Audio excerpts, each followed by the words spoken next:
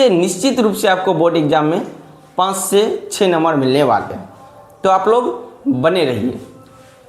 तो इधर है क्या, पाठ का नाम, लेखक का नाम, जन्म, मृत्यु कब हुआ था और पाठ का विधाएं क्या है।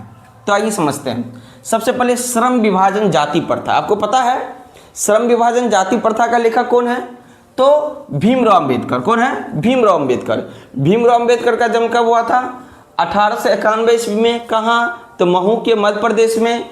और इसकी मृत्यु कब हुआ था? 1956 ईस्वी में। श्रम विभाजन जाति प्रथा क्या है? तो एक निबंध है। क्या है? एक निबंध है। उसके बाद आइए 20 के दांत। आपको पता है ना 20 के दांत के लेखक कौन है? नलिन बिलोचन शर्मा।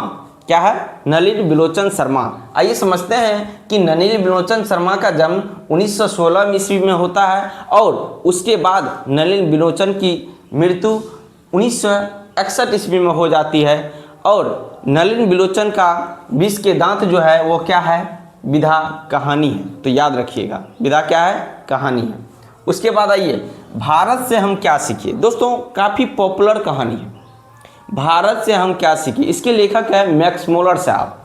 मैक्स मुलर साहब को भारत से अति प्रेम हो गया था।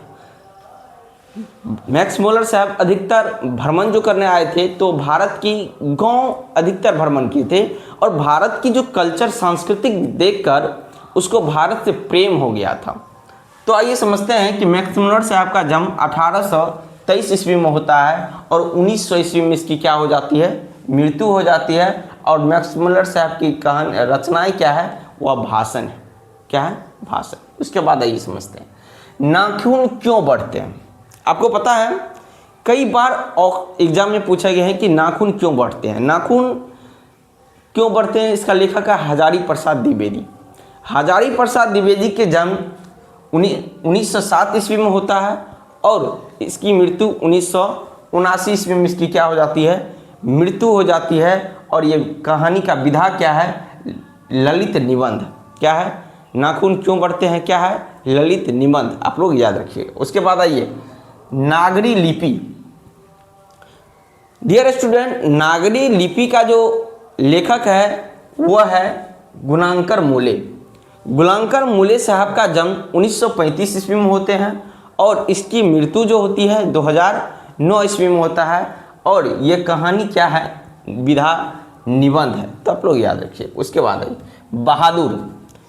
दोस्तों बहादुर कहानी का नायक होता है और इस कहानी का लेखक है अमरकांत जी। और अमरकांत जी का जन्म 1925 ईस्वी में होते हैं और मृत्यु 2014 ईस्वी में होते हैं।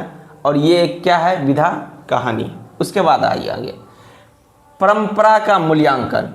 परंपरा का मूल्यांकन जो होता है ये लिखा है रामविलास शर्मा। रामविलास शर्मा। रामविलास शर्मा का जन्म जो होते हैं दोस्तों 1912 ईस्वी में होते हैं और इसकी मृत्यु 2000 ईस्वी में होते हैं। और ये क्या है? निबंध है। ठीक है दोस्तों।